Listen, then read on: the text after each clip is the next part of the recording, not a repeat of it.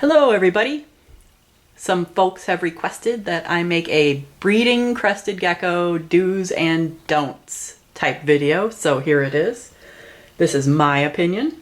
Others will have other opinions as well, so do your research with other people before you get into breeding your animals, because this is kind of a big deal.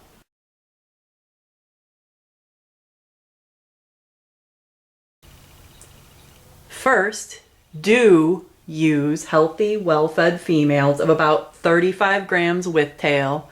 A tail will add, I don't know, about 2 or 3 grams. This is a general number thrown out there, and not every gecko is the same. Just like people, they come in different sizes. But it's a good guideline. If you breed a female who's too small, she has a higher chance of becoming egg-bound, and the chances she'll have issues with calcium are greater as well. So I can weigh her. This is Burrito. She was my very first crested gecko. She's at about 42 grams right now, and this is actually at the end of her laying season, so she's looking really good.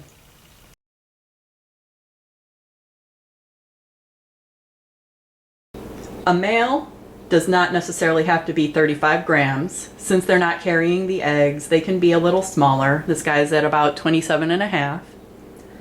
But you do want him to be able to hold his own against a female. This guy hasn't been bred yet. He's going to be bred next season. So he's got a little time to put on a little bit more weight.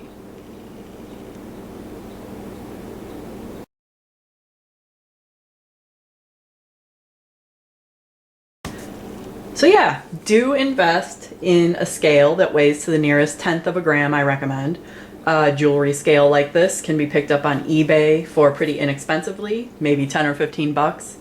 So there's no excuse not to have a scale if you're getting into breeding.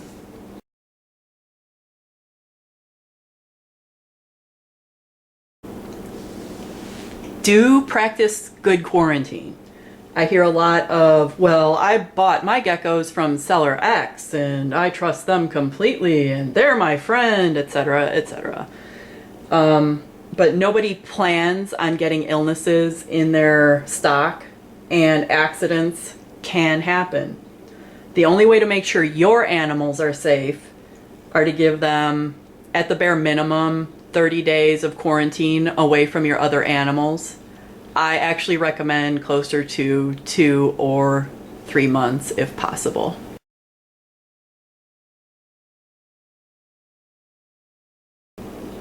Do feed your animals well.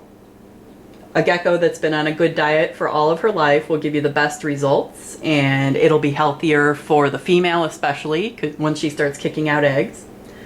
I highly recommend the Repashy superfood. You've heard me talk about it before. It's the simplest food out there. All you have to do is take the powder and mix it with water and you're good to go. I also give my geckos live food about once a week.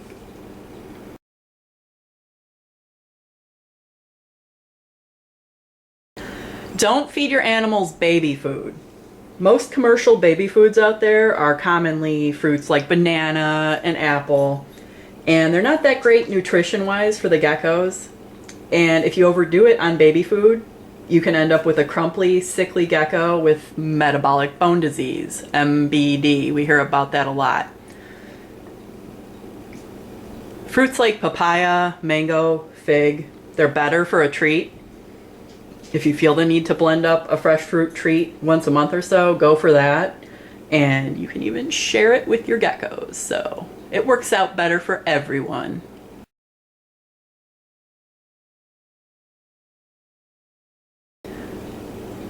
Don't overfeed your geckos. There is such a thing as obesity in crested geckos, and obesity in cresties, just like in humans, can lead to problems with reproduction. A lot of people think their chubby wubby gecko is so cute, but the fat rolls on your gecko aren't doing it any favors. It's okay to see your gecko's form when it's walking around. That's sexy.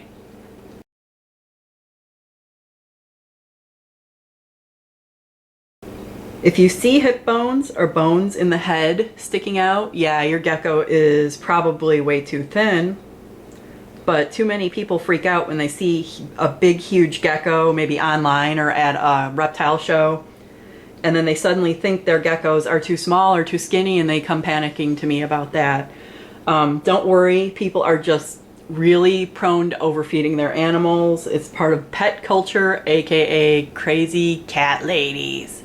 This gecko is actually heavier than I would like her to be. It has slowed her production a little bit. She's bred at the same time as another animal, and her production is not as regular as the more slender animal.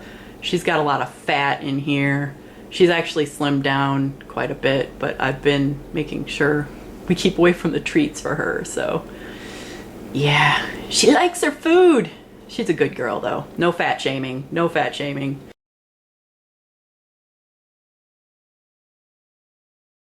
Don't freak out if your male is caught biting the head or neck of your female. That looks a little bit rough, but that's how they get into position to mate. He just kind of holds her in place with his mouth. If she's not in the mood for it, she will squawk at him, she'll bite back, she'll back away or run away. So if she's receptive, she'll usually stand pretty still for him.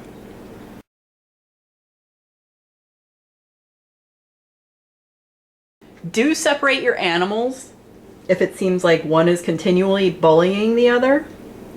One ends up with a lot of bite marks, or one loses weight. Again, another reason you want to keep a scale on hand. Nice one, Burrito.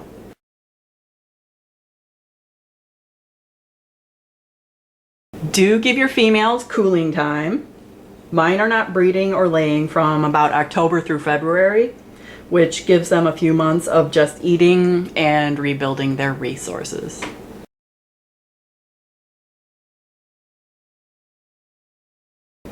I don't recommend trying to breed much in the winter because they do need a few months of recuperation time, and cooler weather kind of tells their bodies to stop egg production.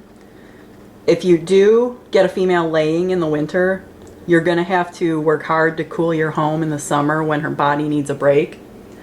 This is at least true here in northern Illinois, where we definitely have a summer and winter. So other places in the world, you know, if you have nice 70s weather all year round, you get to do whatever you like with your temperatures at home. You're going to just have to figure out how you're going to make a cooling period for your animals.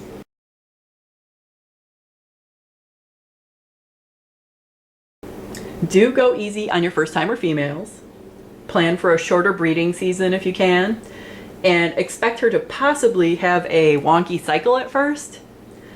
She may lay one egg here, a bad egg there. It happens sometimes, no big deal.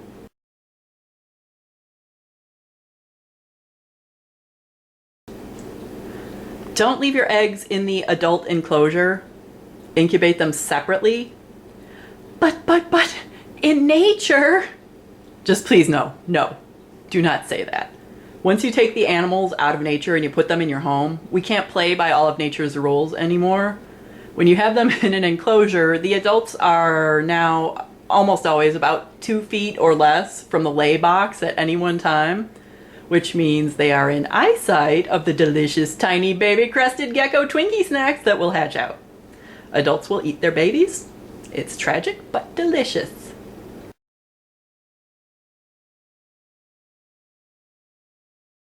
Do plan out your breeding.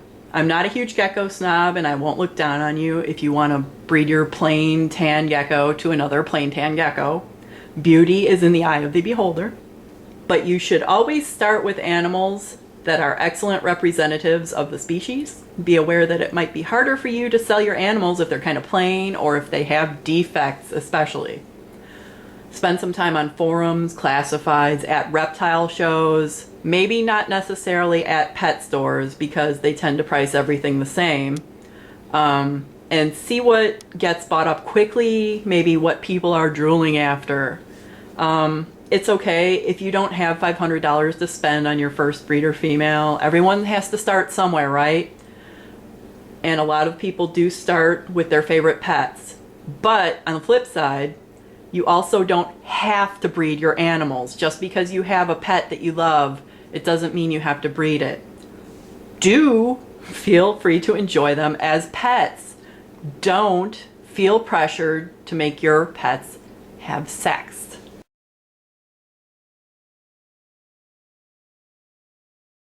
If you need a place to sell animals, don't rely on friends that say they'll definitely buy animals from you once you get around to hatching something out. A lot of times it'll take a year or so for you to actually get around to producing something. And by that time, your friends may have moved on, or they're not in a position where they can take animals into their home. So spare your friends, have backup plans for rehoming geckos.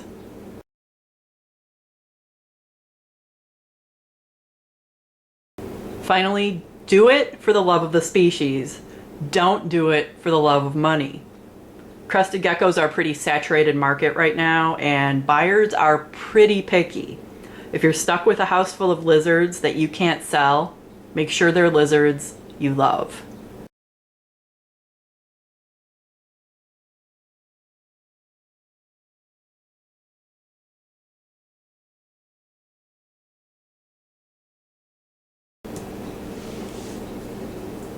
Oh, raspberry.